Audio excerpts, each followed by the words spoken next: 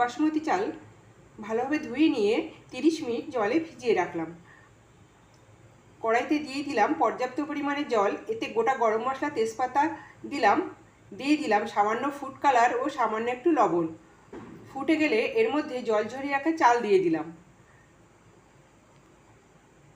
80% রান্না করে নিয়ে একটা ছাঁকনিতে জল ঝরিয়ে রেখে দিলাম। কড়াইতে দিয়ে দিলাম 3 টেবিল চামচ পরিমাণ ঘি, এর মধ্যে কাজু, আমন্ড কুচি ও কিশমিশ দিয়ে একটু ভেজে নিয়ে 1 কাপ পরিমাণ চিনি দিয়েছি, দিয়ে দিলাম 1 কাপ জল। নেড়ে নিয়ে এর মধ্যে রান্না করে রাখা ভাতটা দিয়ে দিলাম।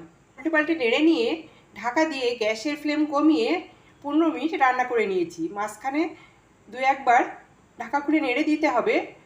15 মিনিট বাদে ঘি ও গোলাপ জল ছড়িয়ে নামিয়ে নিয়েছি। ধন্যবাদ।